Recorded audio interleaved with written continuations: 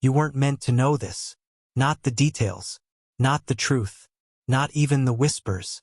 That's why you've never heard the real story of what happened in Ashworth, England, in the late autumn of 1865. The official record says a family simply vanished. But that's a lie dressed in the robes of respectability, a fabrication woven by men who built their power on your obedience.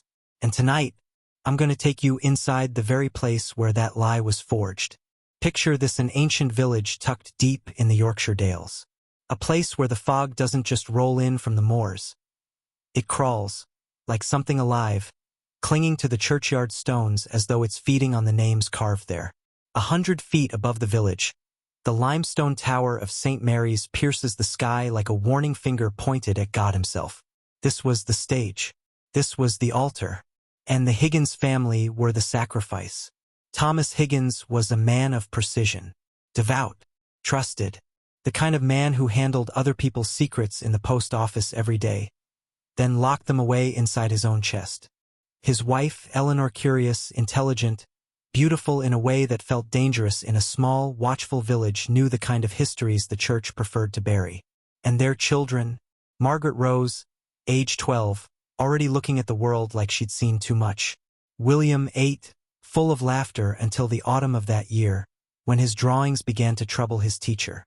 The last time the Higgins family was seen alive was a Sunday evening.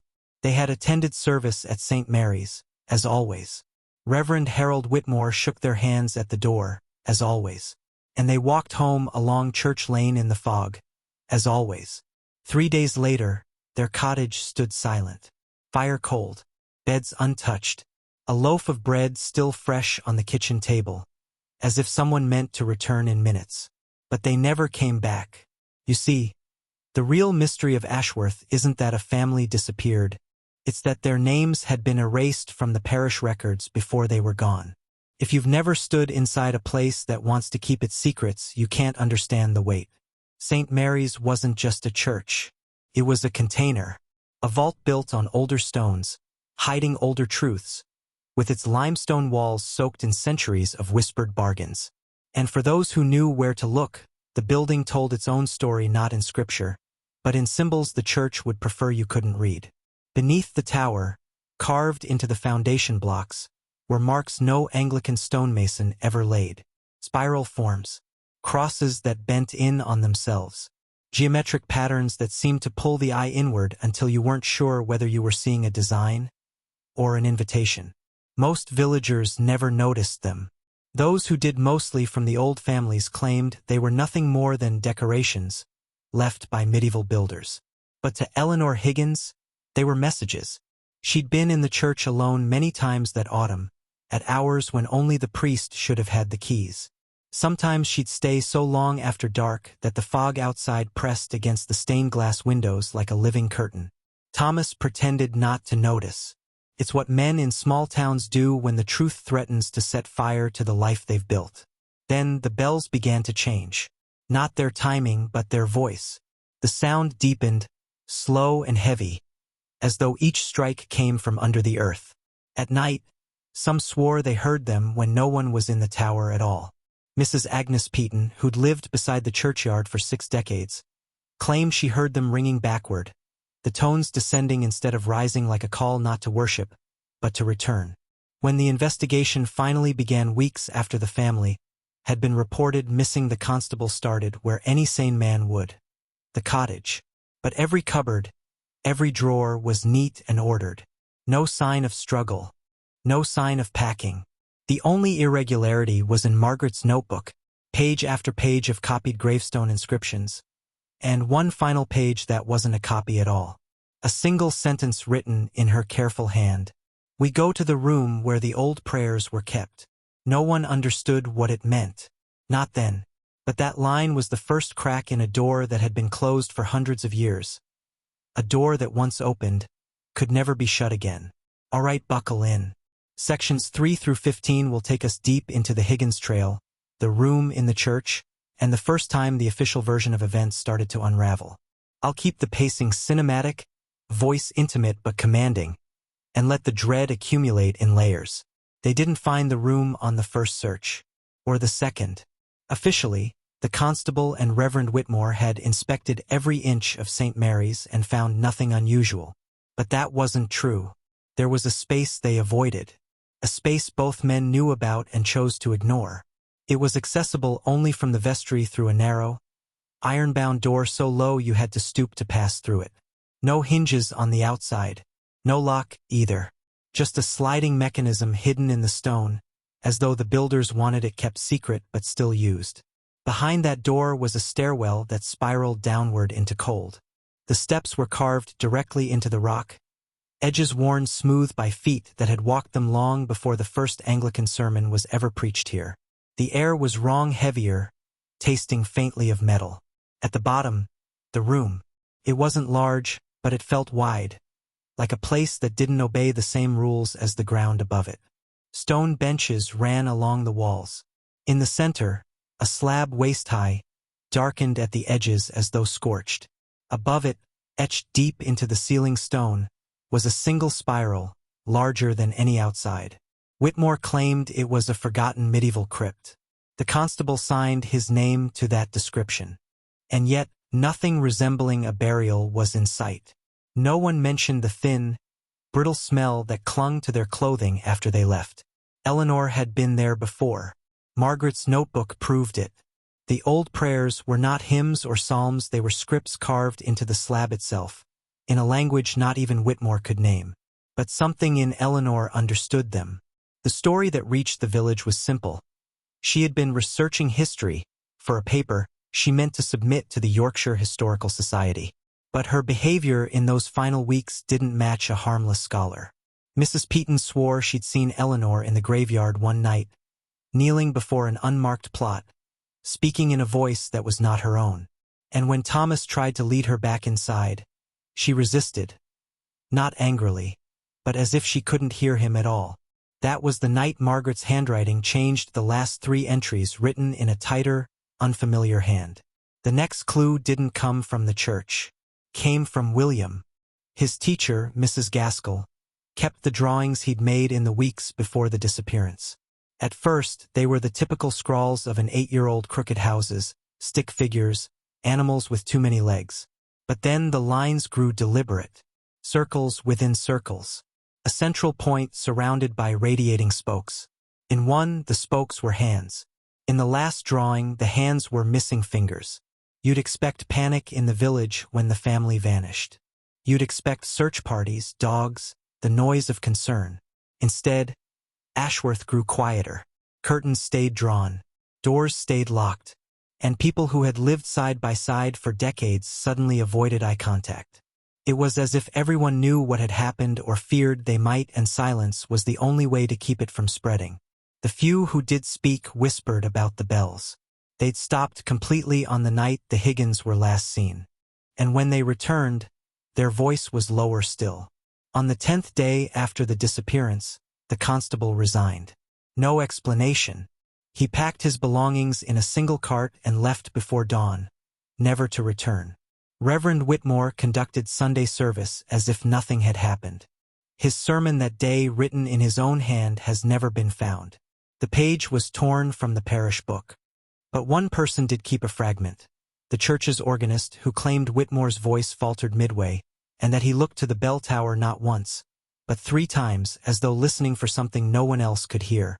Margaret's final line, "We go to the room where the old prayers were kept," wasn't a metaphor. She'd written it on the same night the bells rang without a ringer. That was confirmed years later by the watchmaker in the village, who kept meticulous notes of every sound that disturbed his sleep. The bells rang at 2:14 a.m., 3 peals, then silence. That's when the Higginses were last known to be alive. There are still people in Ashworth who will tell you the family was taken by smugglers, by debtors, even by a roving band of Irish navvies. But the truth doesn't fit those stories. Their clothes were left behind. So were their coins, their papers, their keepsakes. Whatever called them into that fog wanted them exactly as they were, living, breathing, and willing to step into a place most of us would run from. I spoke once with a mason who had worked on the church's restoration in 1923. He told me quietly that when they cleared out the crypt below, they found no bones, but they did find claw marks. Not in the walls, In the ceiling, the slab in the center of the crypt was eventually removed. It sits now in the cellar of the diocesan archive, wrapped in canvas, labeled only Ashworth, Artifact A. It still carries the spiral, and if you pour water across it, the grooves channel the liquid toward the center as though the stone was designed to receive something. What Eleanor believed she'd found was a link to an older faith, something pre-Christian, something that had survived the centuries beneath the church like a root under stone. But the spiral, it wasn't just a symbol, it was a map, and the center wasn't here. William's final drawing, the one with the missing fingers, matched a carving in the crypt exactly. 5 hands. 1 empty space. The night before they vanished, the Higgins family burned their hearth hotter than ever before. Witnesses say the smoke was thick and sweet-smelling, like resin. No one knows what they burned, but the next morning the ashes were gone. After the disappearance, St. Mary's was sealed for 6 months. When it reopened, the crypt door had been bricked over. And yet, for years after, visitors claimed they could still hear footsteps coming up the spiral stairs, stopping just behind the wall. Alright, we'll go straight into sections 16 through 33, and this is where the narrative moves from local whispers into full descent. This is the part where the pattern becomes undeniable, and the room stops being a location and starts being something alive in the story. The Higgins disappearance should have faded into a local oddity, a tale traded by teenagers in the graveyard on Halloween. But it didn't, because it didn't stop. 2 months after they vanished, a postman was delivering to the Old North Road when he saw a figure standing in the fog by the churchyard gate. A woman in a long coat, head slightly bowed, hands clasped in front of her. He called out, thinking it was Eleanor. The figure turned. It wasn't her. Not exactly.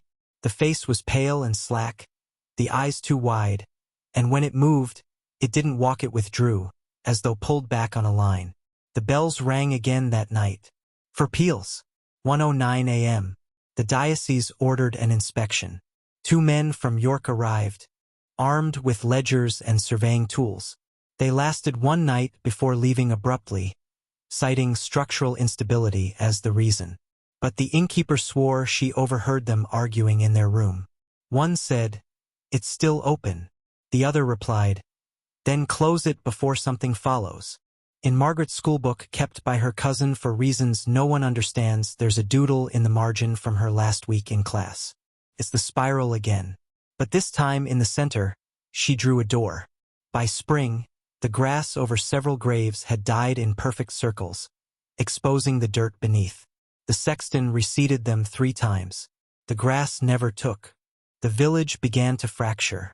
Some demanded the church be demolished. Others claimed that would wake it fully. The argument was still raging when the organist went missing.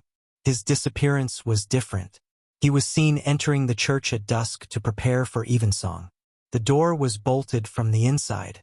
When they broke it open, he was gone.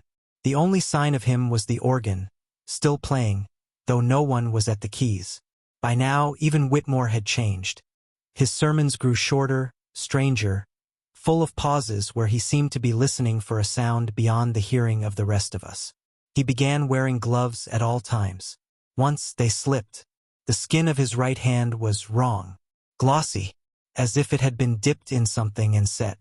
A mason from Leeds finally broke through the bricked crypt door under order of the diocese. What he found was not empty. There was water pooled on the floor, though it hadn't rained in weeks. And on the slab, the one supposedly removed years before a new spiral had been carved. This one was incomplete, ending in a jagged break, as if something had been interrupted. The mason refused to return. His apprentice, though, took a rubbing of the carving. That rubbing still exists. I've seen it. The break in the spiral isn't a gap. It's a path, a narrow channel running straight off the edge of the slab. In August, the bells rang 7 times. No one was in the tower. Afterwards, all the milk in the village soured overnight. Whitmore resigned suddenly. His replacement refused to live in the rectory, citing an infestation of a non-natural kind. By winter, no services were held at St. Mary's. The church sat locked, though some nights lights still glowed behind the stained glass. One evening, Two boys dared each other to press their ears to the door. They heard breathing. The Higgins case was officially closed 5 years after their disappearance. Cause: voluntary relocation. No one in Ashworth believed that. When the church was finally deconsecrated, workers found something buried beneath the altar. A wooden box, sealed with pitch. Inside 5 small bones, each carved with a spiral. One was missing. That's when the oldest families began to leave. They didn't explain. They didn't sell their homes, just boarded them and left the keys with the solicitor. By the end of that year, nearly a quarter of Ashworth was empty.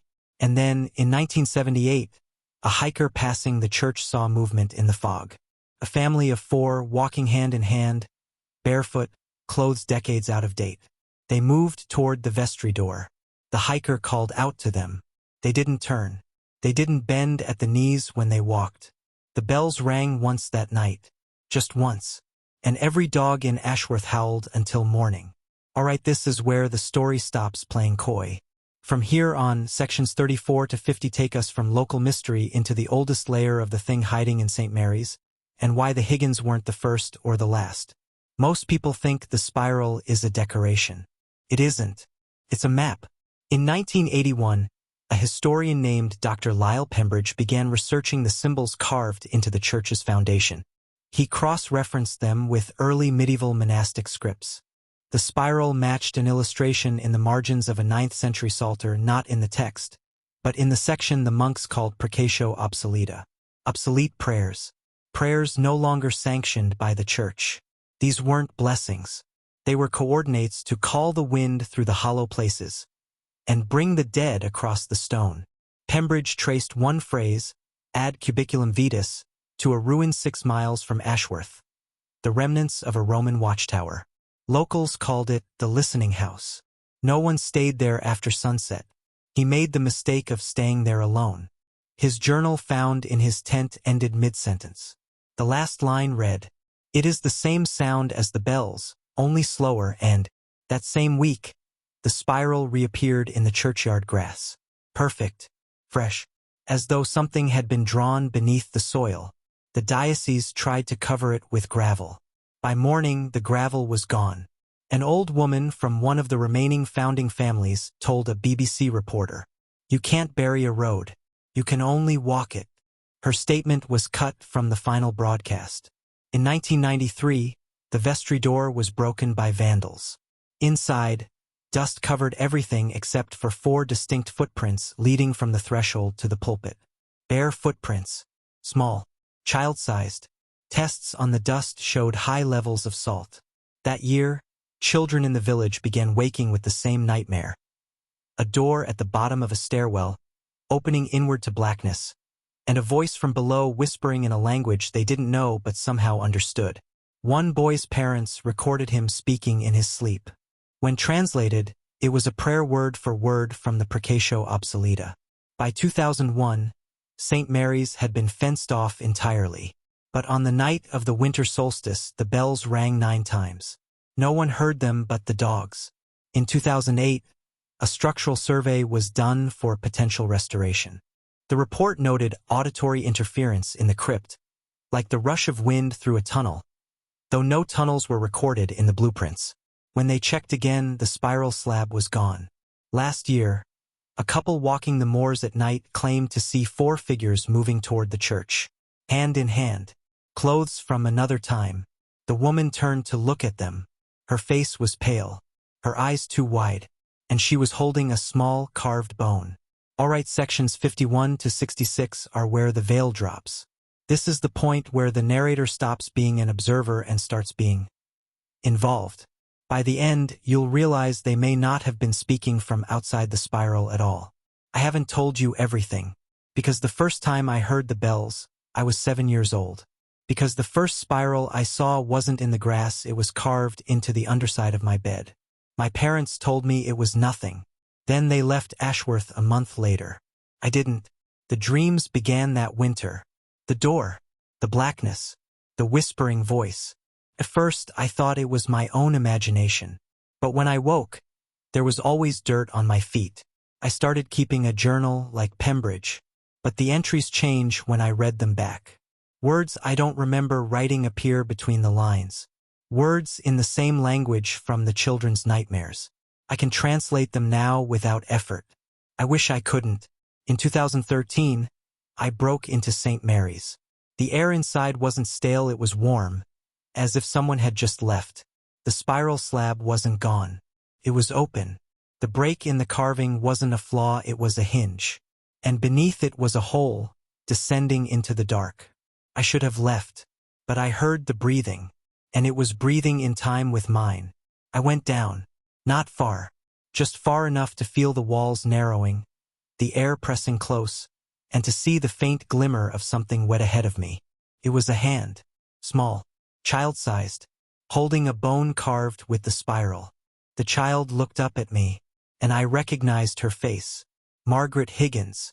She said something, but it wasn't to me. It was through me. Her lips moved, and my voice spoke the words. The road is almost finished. We need one more. That's when I understood the bells. They aren't a warning. They're a count. Every peal is someone crossing over. And now, as I write this, I hear them outside. For peals. No 5. The last one is for you.